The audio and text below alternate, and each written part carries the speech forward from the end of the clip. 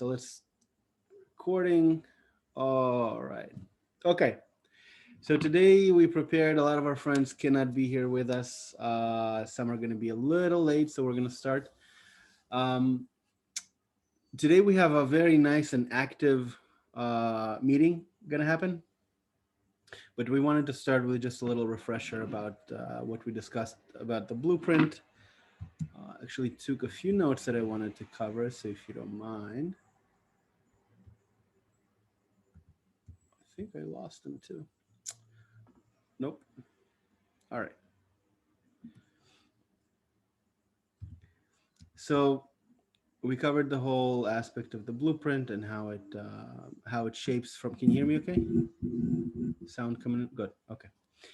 How relationship how our blueprint is shaped over the years with all of the different experience that we experience and all the different um, influences from our family, friends, environment, media, like everything around us influences that inner roadmap, inner blueprint that basically is responsible for about 97% of the decisions that we make and the outcomes of our life. And at the same time, it's 97% subconscious. So we're not even aware of it. Most of us are just on autopilot, fulfilling the formula that we kind of know or feel that works, and even know that we may not always be happy with it. At least this is something we know, this is something that we're comfortable with, and it's very difficult to begin a road towards something new, something unknown, because it immediately takes me out of my comfort zone. But there's a very simple way around it, um, which is basically to dream, to think about that which I want, to begin to imagine it. And then in this imagination, I actually may experience where the rejection to this imagination is. So it may come up suddenly, it may be a little subtle and maybe a little strong. Everybody has a different experience to it. But in the process of dreaming, it has been my experience that you usually begin to feel some sort of resistance. Either the mind begins to wander, or some sort of distraction occurs that doesn't present some sort of an obstacle from trying to be in that desired vision of ours. So we prepared a couple of questions. Where's my chat? All right. So in essence, we're all here to either improve our relationships or to get into one. Right? Anybody here for a different reason?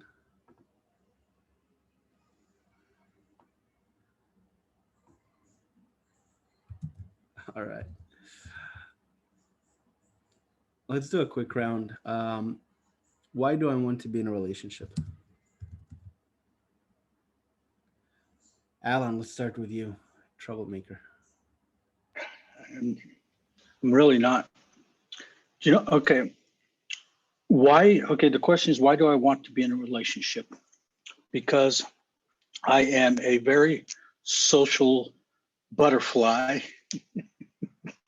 that doesn't like to be caged up, and that being the social being that we are, that so that I want to be in a relationship because really for all those things, it's healthy. It's you have someone there to talk to feel, to touch, all those sensations that we need, all those human sensations that we need just to live a healthy life, physically, emotionally, and all those things. And so we need interaction with, for me, would be someone of the opposite sex. And I need that interaction. That would pass it on to Mr. Ben. Yeah, thanks, Alan. I guess to sum it up,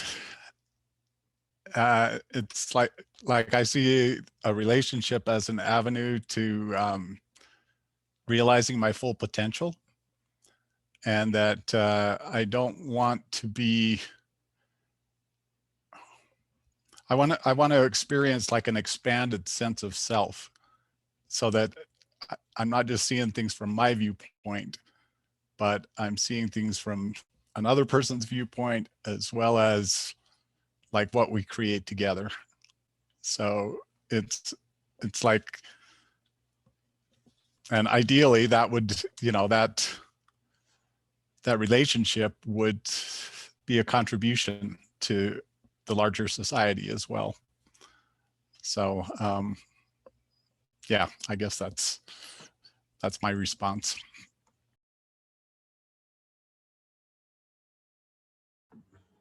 All right.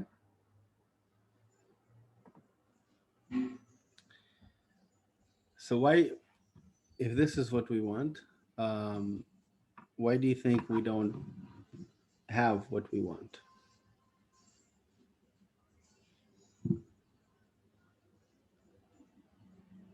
Go ahead. And you can honestly like speak about however you feel it is. Just speak about it.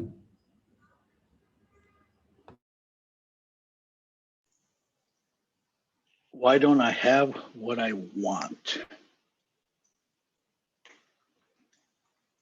Why don't I have? Well, I don't know if I have a concrete answer for that. I mean, there's a lot of conditions, I guess, right now that are preventing that. I mean, for me, just on a personal level, with just the circumstances that we find ourselves in, you know, I no longer have to go to the office. You know, for the most part, I'm home for the most part. And really, with all the restrictions that are being placed on everybody as far as congregating or going here and there, you're very limited right now anyway, as to where you can really interact, meet with people, really.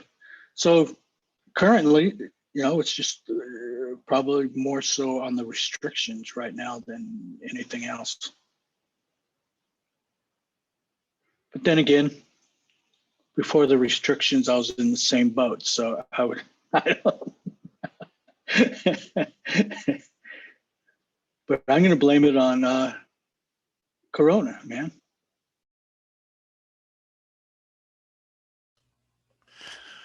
I'm going to blame it on the blueprint, because the blueprint is 97%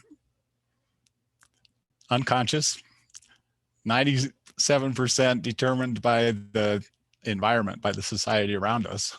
So it's like, until that becomes conscious, I'm just going to keep acting in a way that is limited and it runs contrary to what I dream or what I imagine for myself. So yeah, that's I think that's it. You know, it's just like what I've inherited this thing, and I was thinking about it, how this is all tied up in all the things that are like wrong in our society. It's not, I'm not saying that I'm just like this totally evil dude, but it's like I inherited this thing that also causes, you know, misogyny. It's the rape culture, it's hedonism, it's egoism, you know, selfishness. All of those things are like part of our society, and it's, you know, I mean, that's the blueprint right there. And so it's like, until it becomes like a conscious choice to, and I mean, that's why I keep showing up, is like, can I consciously choose, and what's in the way of it? So this, I guess I'm answering a question with a question. What is in the way? How do we change this blueprint? So anyway, but let's get into it. It's exactly like you said. And the reason is we see examples, plenty of examples in our culture where there are certain trends that are set. There's a certain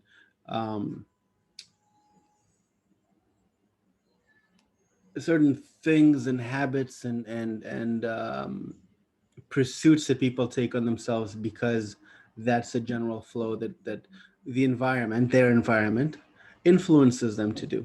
So for example, the whole Starbucks trend. If you guys remember that, everybody had Starbucks. You had Starbucks pop up on every corner of every street, and people were going crazy over it. Then it gradually diminished because people just had enough, and then it became just another coffee shop.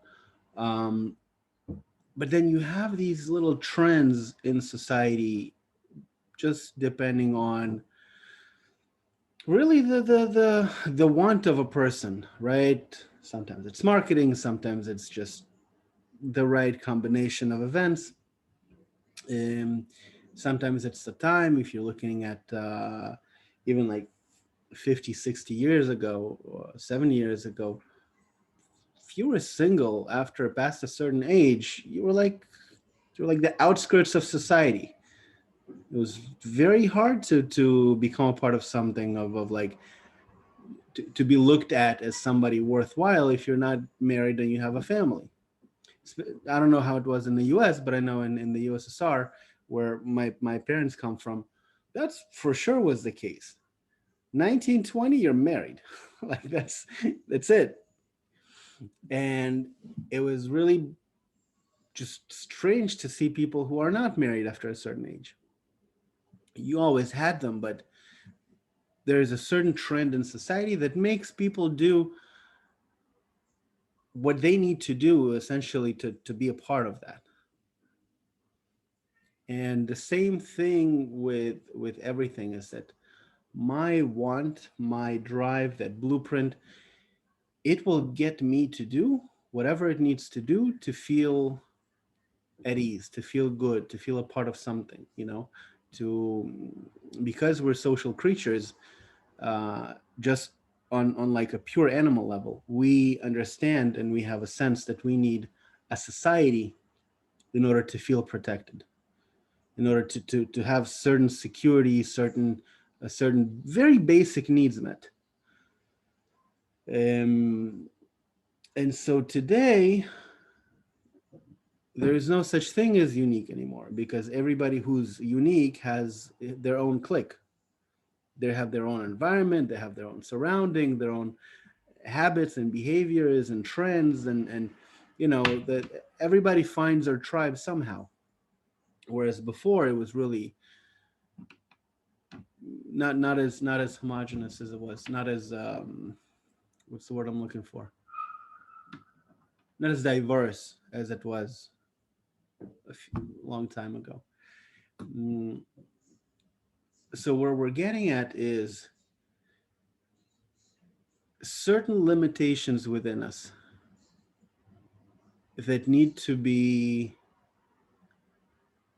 revealed or handled with, dealt with, will need to come up. So often when we're with other people,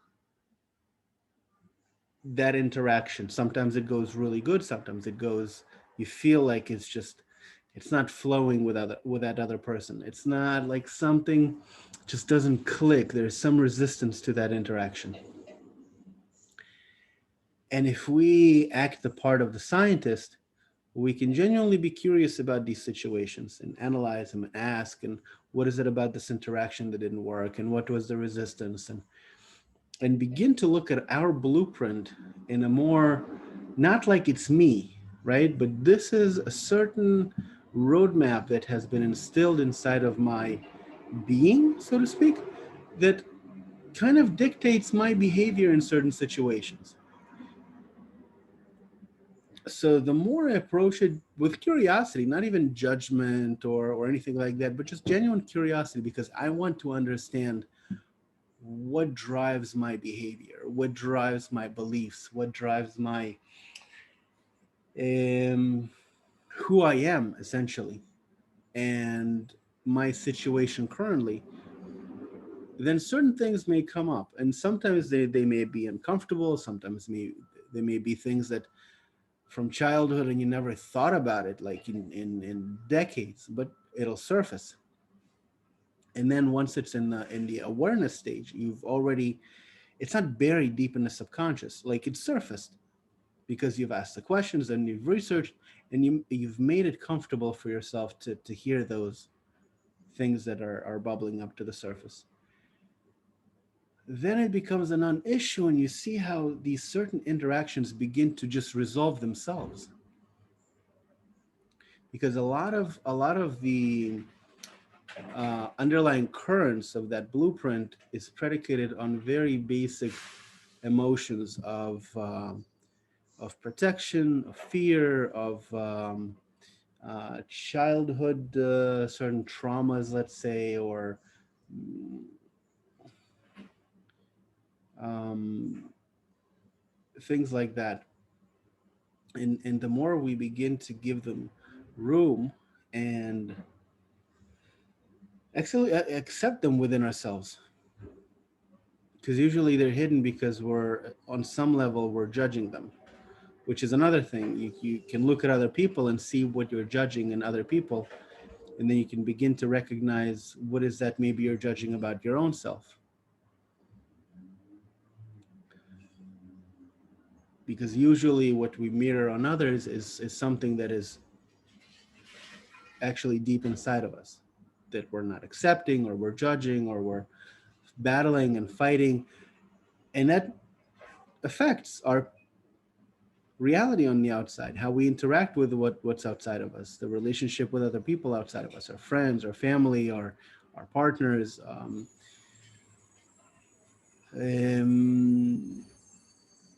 Now, to bring it back to dating and relationships, it's also very similar to where I just want to understand, one, why do I want that? Why do I want to be with another person? Why do I want to do, now that I have a little bit of awareness of what type of work goes into relationships, where will be my fulfillment out of it? What type of work will it require out of me? Sometimes maybe my idea of the type of work that will require outweighs the benefit that I will receive from it. So if that's my formula that already exists inside of me, I can never possibly enter a relationship because my subconscious will constantly prevent it. Because internally, deep inside, there's a calculation, there's a formula that says you don't need that type of mess in your life, because clearly you will need to invest more than you will get. And who needs that type of calorie expenditure? It's a very clear calculation, very simple, very basic, but it impacts our life more than we know, more than we think, more than we can imagine. Now, getting to those type of scrutinies, it's not something we want to dig too deep, because they're very slippery. If I just sit and meditate on what's inside of me or trying to understand that blueprint, the thing becomes very slippery. But if I get a chance to review different situations that happen in my life, different interactions with other people, even if I have a partner or somebody that I'm seeing or somebody that I'm pursuing, and I just specifically in that area, I want to make sure that it goes a certain way. So I want to analyze my behavior. I want to analyze my reactions to that person, because it's important for me to understand where where my blueprint is taking me here. And to a certain degree, I can be open about what I'm doing, what I'm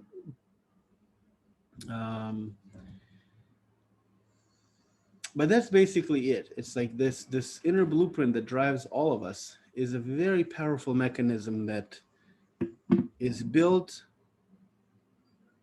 in a very basic way to protect us, to keep us alive, and to make sure that we're happy. It actually, its only mission is to make sure that we're happy and we're alive. It's very good mechanism. The only flaw is that the input that it received over the years was misinterpreted. So now it feels that it's doing good for us where it may not be. Any questions so far, guys?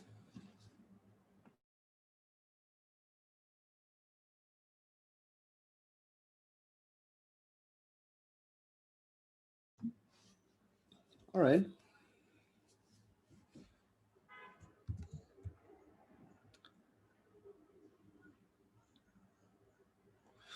So after this, let's do a quick discussion, a quick chat.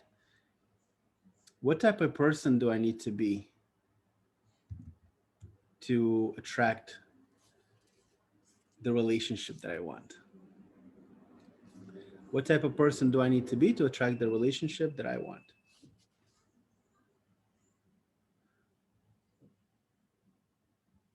Alan, you want to start us off? What kind do I need to be, or am I? What kind of person do you need to be? Well, since I'm not in a relationship, apparently I don't know what kind of person I need to be. Otherwise, if I knew, I would probably be in a relationship.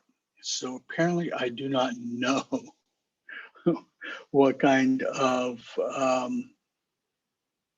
person I need to be. That's my answer.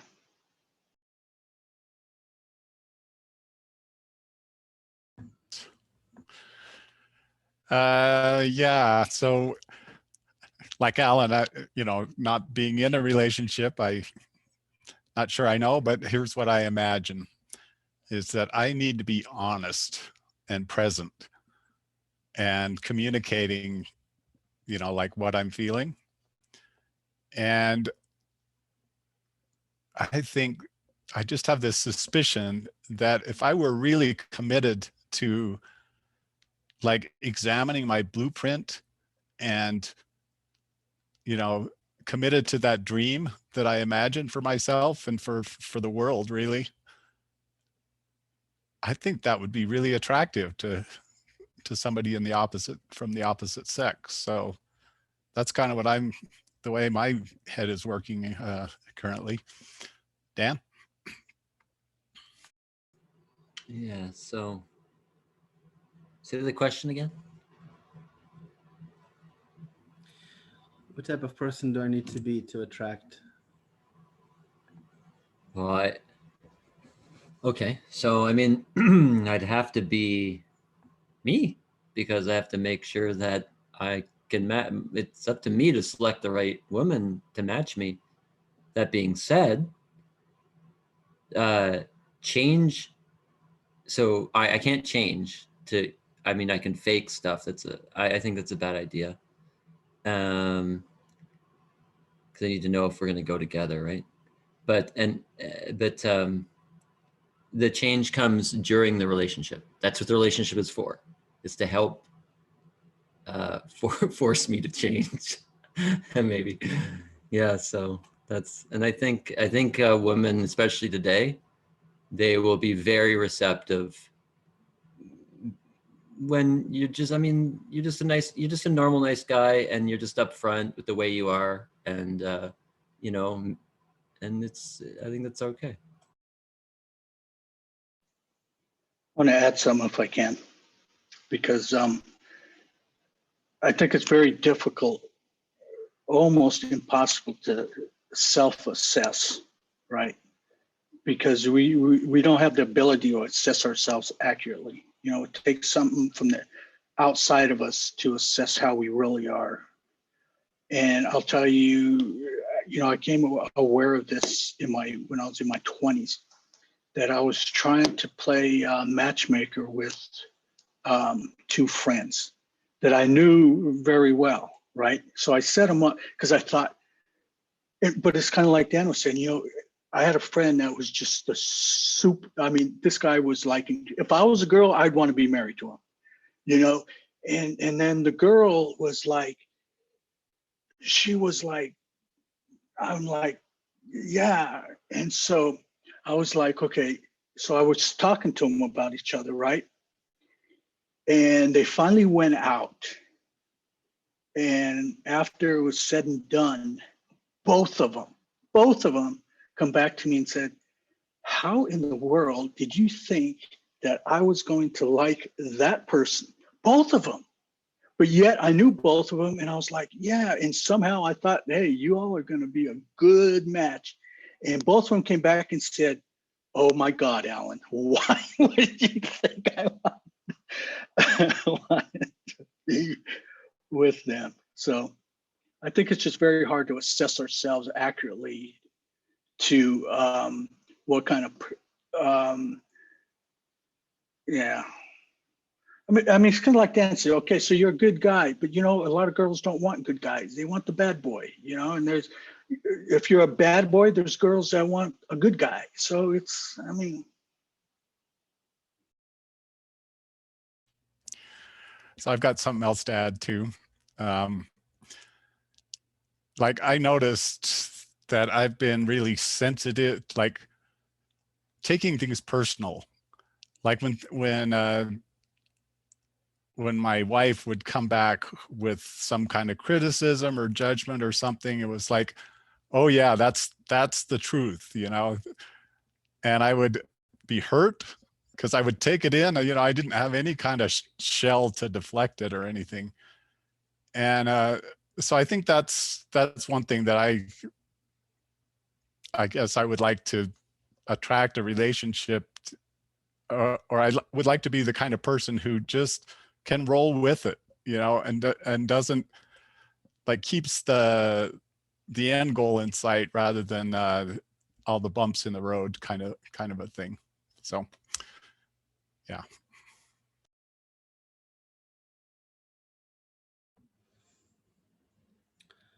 That's good stuff, guys.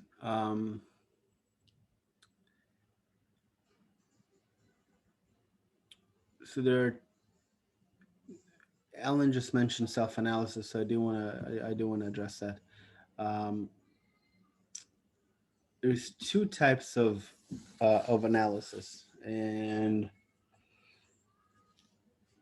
one is when I do nothing, and I just am so deep inside myself, trying to analyze and, you know, build imaginary buildings, and I'm so stuck deep inside myself because it's easier for me to be stuck inside myself rather than go outside and actually get real, genuine feedback from people, from interaction with other people, which is genuine feedback.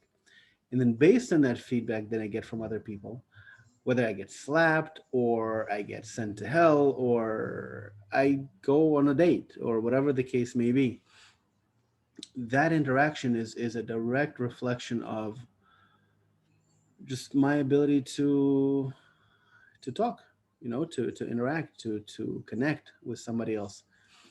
And that type of analysis is different because then I actually have some data to go on. I can judge my feelings towards that person. You know, how was the interaction? How did I feel about it? What did I feel from her? How did she react? How did I react? You know, it's like a play-by-play scenario that I can begin to, you know, start just raising my awareness, like, so that it's like going to the gym or playing sports, right? So you're playing sports, and then based on that interaction, if you have a coach, awesome. Then he'll tell you all the things he did right, all the things he did wrong. If you don't have a coach, somebody's got to do it.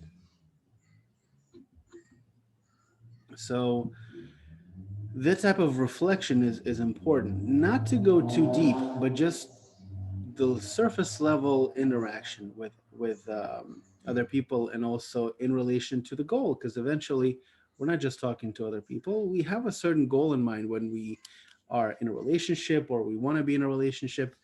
And and so we want to understand, are we wasting our time, or are we not wasting our time? Is this the right person, or is this not the right person? Like Dan said, I want to be myself, because if I'm myself, whatever that means, then at least I know that she will either reject it or she will accept it, but it'll be me.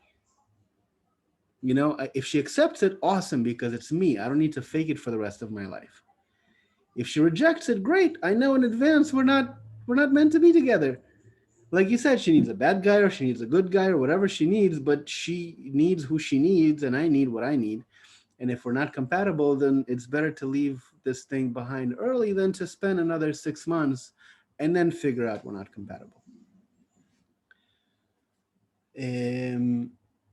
But the more experiences we accrue, the more confident we become, and the better clarity we get as to what we actually want by understanding what we don't want. Um,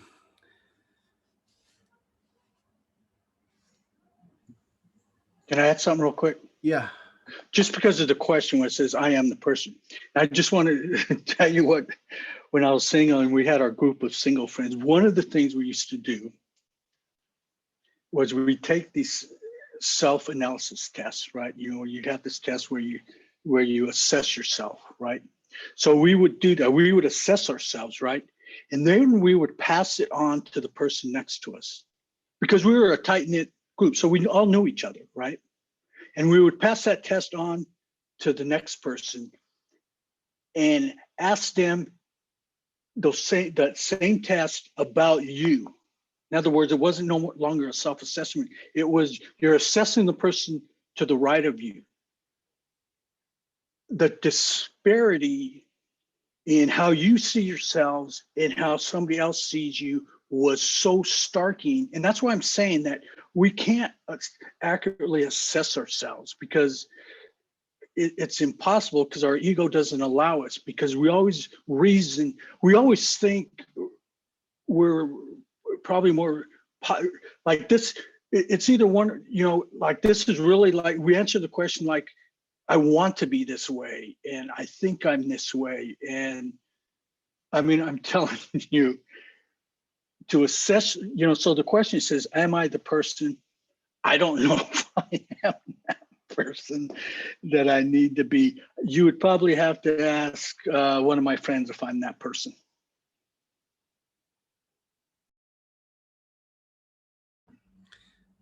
that's fair. That's why we're here, to get the analysis.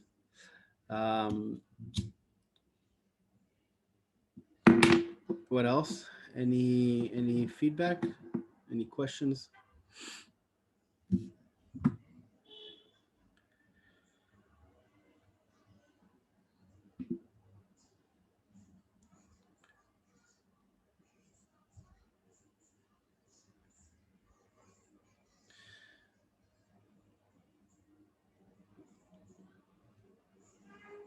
So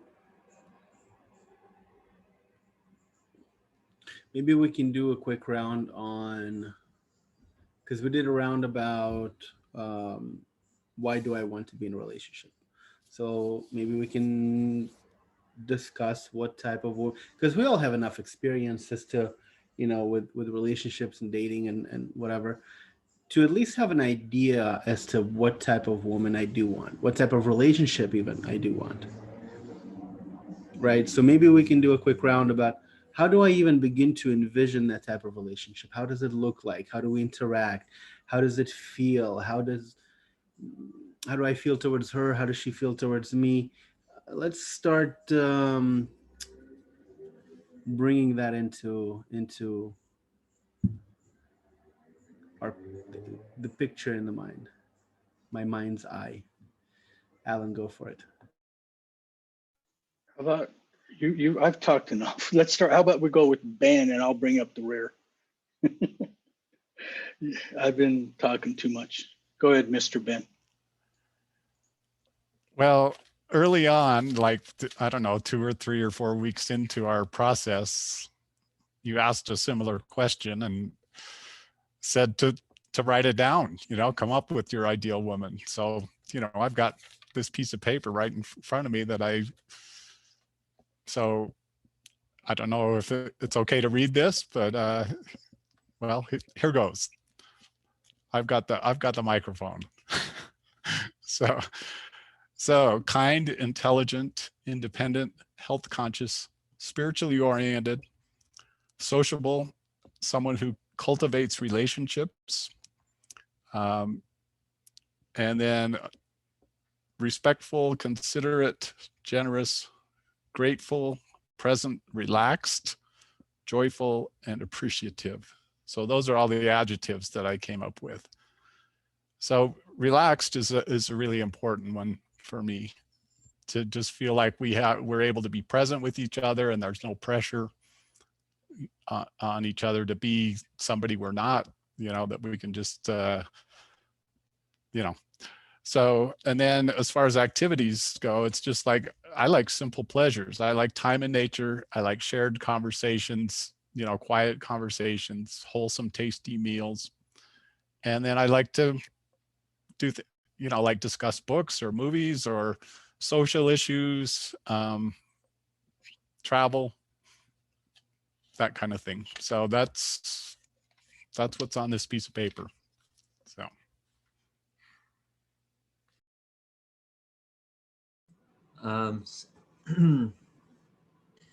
Yeah, I mean, to me, so it has to be, we have to have the same goal for that relationship, right? That's really what it is. It's a thing that I see as growth, growth for both people, maybe a little bit more for the man. So basically a lot of what Ben said, actually, yeah, health conscious, was one of them that I picked up on.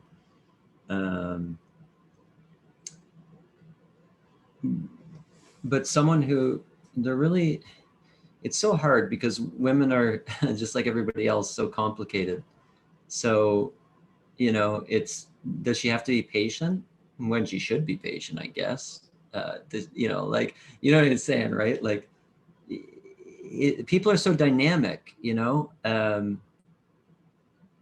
it really, when I really think about it, like I did do a little bit of dating, I guess before this current lockdown, and it was like, it was really weird because I was looking at the woman completely differently. It was really cool.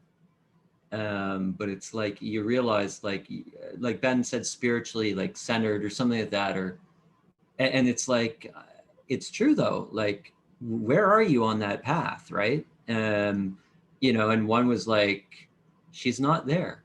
Cool girl, neat, okay, but not ready, for what I want out of a relationship, right?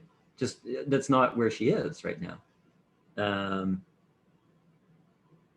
So that's, I guess that's the guiding thing. I mean, a bunch of what Ben said, I can't remember them now, but yeah, like those would, if you had two, this is, if it fits more of those, it's good, right?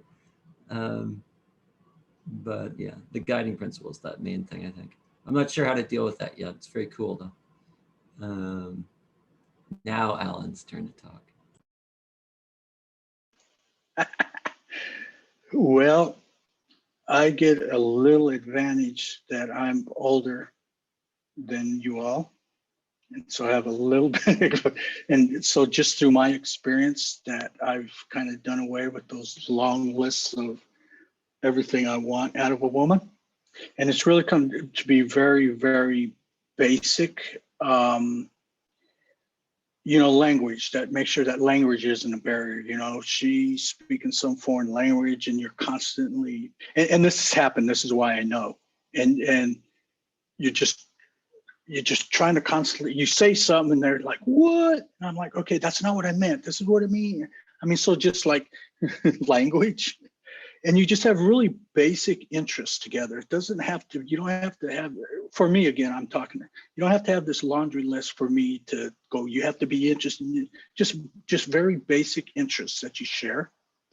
And very important is that we, especially men, are very image and physical. So she can't gross me out thinking that somehow things are going to change. If she grosses you out, she's going to gross you out later on. So so if you think something's going to change, or if you can't stand something about her, the likelihood of it changing later on is not going to happen, right? So if those things happen, it's just like, okay, maybe not, you're maybe not the one, you know. So it's very very really basic things. Same interests, same hobbies, same interests, same you know, conversation. Just, you know, can she dialect with you on a whatever your you think your intellectual level is and whatnot. And so for me, it's just really, really basic to as far as those things, because you're going to run into so many other things as a relationship goes on and on. So yeah, as long as she doesn't gross me out, I can talk to her in the same language, and we basically have the same interests. We might get along. This is how you widen the circle of opportunities, man. That's right. Because I mean, really, how can we foresee how we're gonna be? And we may be today one way, and we know ourselves. Today I'm a certain way. 2-3 months down the road, I'm a completely different person because we change. And so I think the most important thing for us is really to develop a mutual understanding that we're going through a process together. That you're not going to be the same person in a month, and I'm not going to be the same person in a month. And do we know, or are we even ready to accept the journey? Not that I'm expecting you to be a certain person and you're expecting me to be a certain person, but it's like, is this journey something we're ready to go through together? You're going to have tons of things you don't like about me. I'm going to have tons of things I hate about you. But is this together more important than everything else? Like, are we ready to commit to that? And then if this is somebody you can genuinely feel that the answer is yes, man, this is your person. Because at the end of the day, there's enough people out there who are just looking for the surface deep, where the moment it doesn't go their way, they're out. And then you just wasted a bunch of effort and a bunch of time and your emotional involvement, and then you're left more in the dust than you were before. So I think this is like the number one importance for us is to find somebody who's willing to accept the status quo and work together towards something new, something else, something, whatever it may be.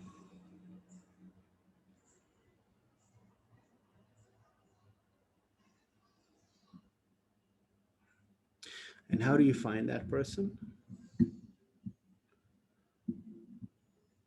Let me ask you guys a question. Is it more important to listen or to talk to a woman?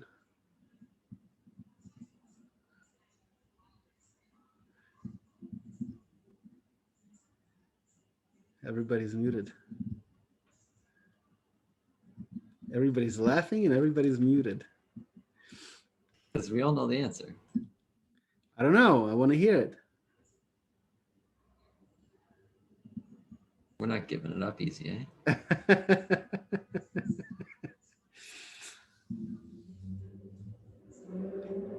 Because even We're not very good listeners. How's that? what does that mean? You're not very good listeners. You just listened to me for a whole Well, hour. that's, yeah, but you're not my wife.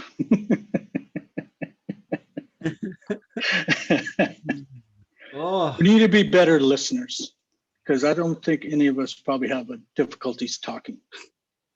That's interesting. So we need to be better listeners. And and I want to make a distinction. There's a distinction between listening and hearing, right? Because I think most of the part we hear our mate, you know, but we're not listening to them, right? And it, again, if it's just as simply as, say you're dating someone, and the difference between listening and hearing is, do you know certain things about her that you would only know by listening? Favorite flower, favorite color, favorite this, favorite that. You only know that by listening to them. You don't. If you were just hearing them, you would have no idea what the answers to these questions. And in my experience, women want to be listened to and not talked at or have you solve all their problems. They're not looking for me to solve their problems. Mm-hmm. Anybody wants to add? All right. Go ahead, Ben.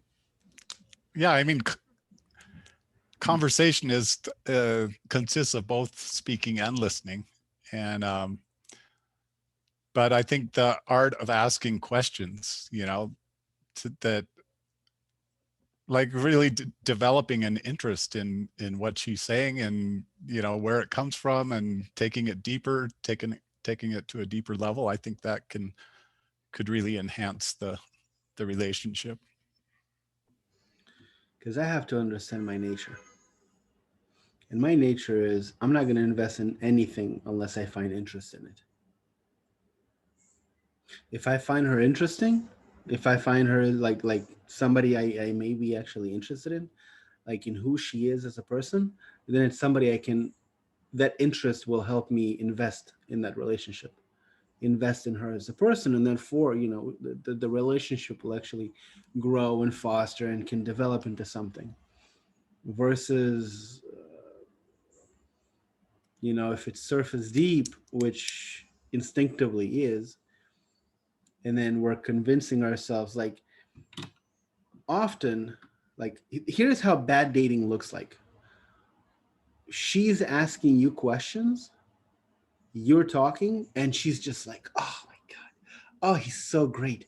Oh, really? And then she keeps asking and she keeps asking, and you keep talking and you keep talking, and you feel like you're the king of the world.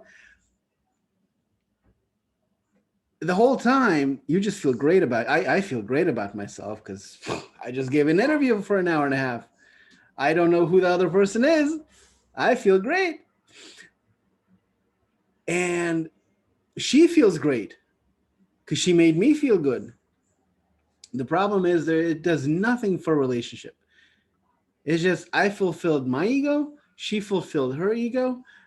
And if we actually enter into a relationship, oh, it's going to be terrible.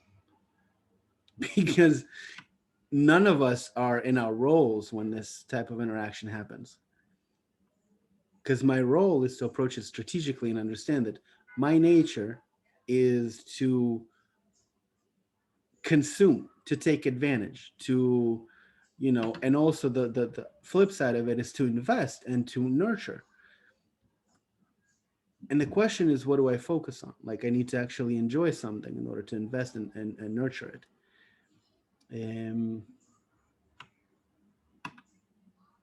So that's my focus when I interact with a woman, is do I actually see a potential mate in her, you know, relationship wise.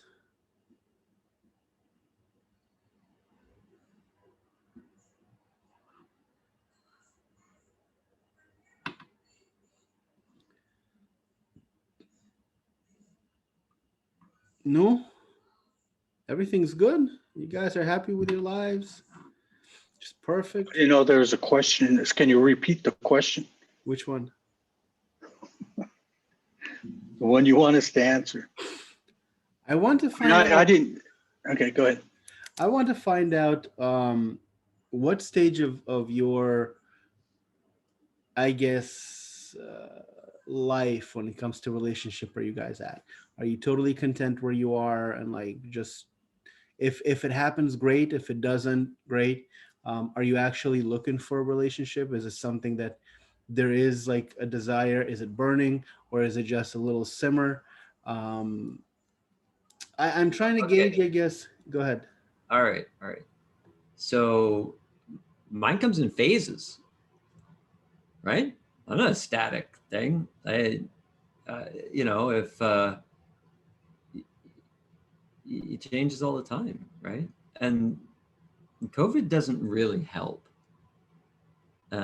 It's not really that helpful in a relationship because you're not out like, it's not like I go and party or anything like that, but you go over to a friend's house and they got their friends over and whatever. You go to a couple little parties here and there or whatever, and social engagements and stuff like that. And then it's like, oh, okay.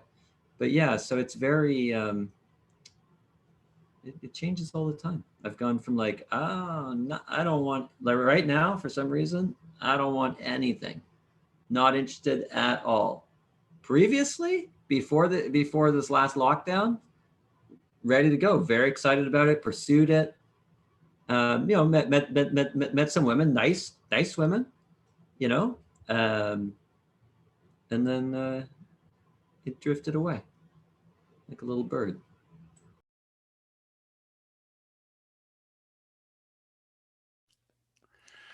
So earlier when you were talking about the cost benefit trade-off, I was thinking, actually have been thinking about this since you posed those questions. It's like, well, why don't I have the relationship? Well, do I really want it? And it's like, so here's my analysis of this is that I was so comfortable with my blueprint and I didn't want any like criticism or any, and so when my partner complained, it was like, no, that's not in my blueprint. You're not supposed to complain, and so it was like a challenge to, my blueprint. So I don't know. So we, at any rate, we split up, and it's like I asked myself that question. Is it really worth? Oh, I know what. Here's my analysis. I was talking about taking things personally. So we live in a world where women have been disempowered, and so they're gonna, at some point, they're gonna complain. They're gonna say, no, this isn't fair. This sucks, or that this shouldn't be this way. And if I take that personally, like that's an attack on me, then it's kind of like game over. That's this relationship's not going to go any further. But if I am able to roll with it and just realize that this is like the context of our society, is that we live in a world where women are disempowered. But if I were able to say, okay, I may be unconsciously, I have these blind spots of how I may be participating in that disempowerment. Not maybe, I do. I do have those blind spots. But if I were willing to examine that and commit to a world where everybody wins, like both sexes win, like I'm committed to finding that way that we all get fulfilled, not just the men over the women or the women over the men, So, but the way it happened was that I felt disempowered when whenever like a woman would complain or dominate, it was like,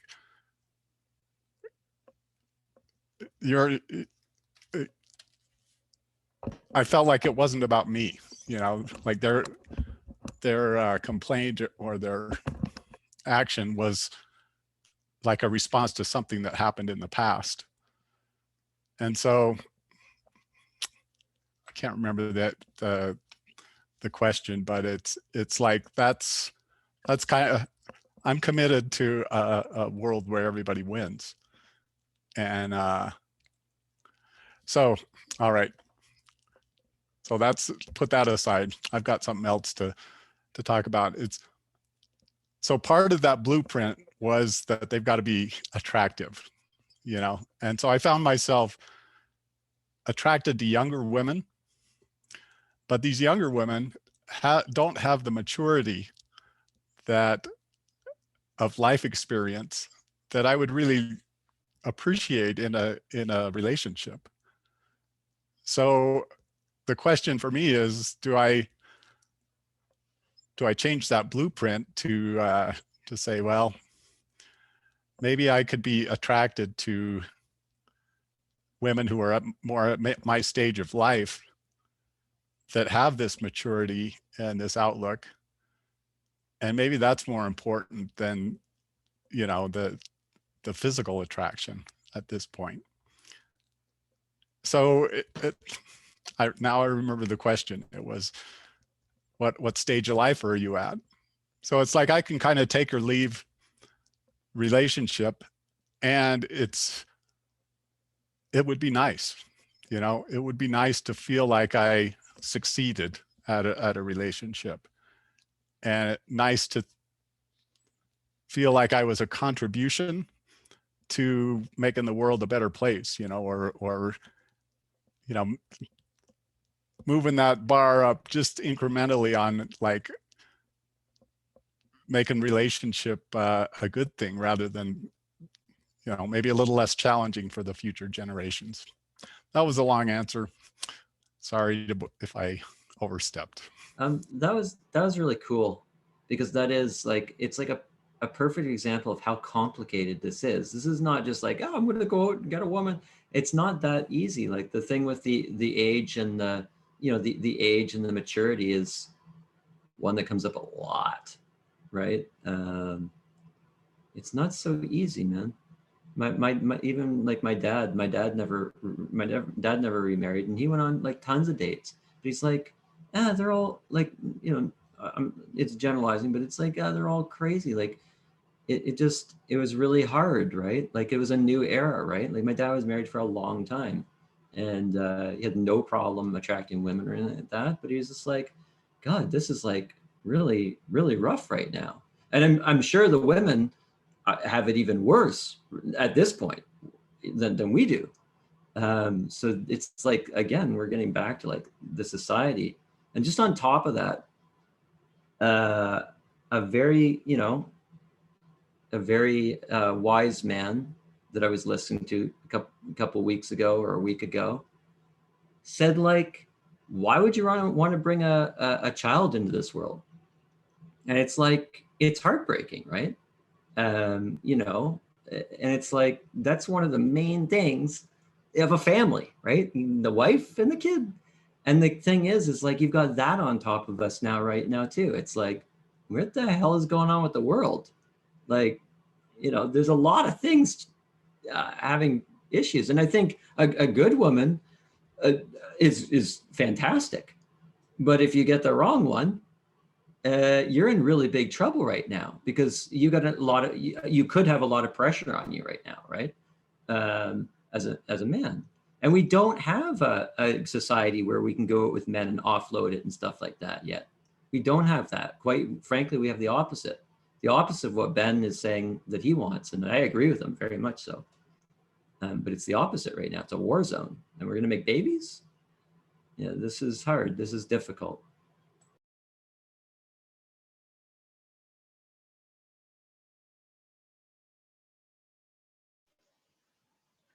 Okay, so I'll add my current frame of mind is that it's not at the top of my priority list right now.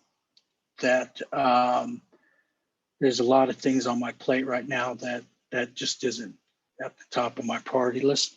But I also think it also stems that I've already, I'm divorced, so I've already been through the marriage thing. I have 2 teenage sons. So that isn't, I've kind of been there, done that type thing. And so I think I'd probably be more wanting to really get after a relationship, probably if I hadn't been through those experiences, that it would be more of a priority to do it. But right now, it just isn't. And so whether that's good or not, I don't know. But I'm not against it happening either. So, it's not like I'm actively like just totally say no, I'm not going to date. I'm open, and if it happens, it happens. I'm not totally shutting it down by any means. And I don't have issues with I don't have issues attracting women and stuff. So so right now, if I'm just in a position to where if it happens, that's cool. But it's not like I'm like doggedly pursuing it. The fact that we keep showing up week after week, we're investing something into at least exploring this idea of relationship. It's not like,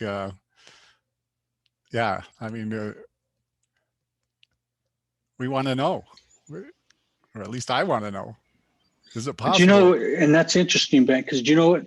Part of what really wanted me to join you guys is that, I've really never sat in this type of group before in my entire life.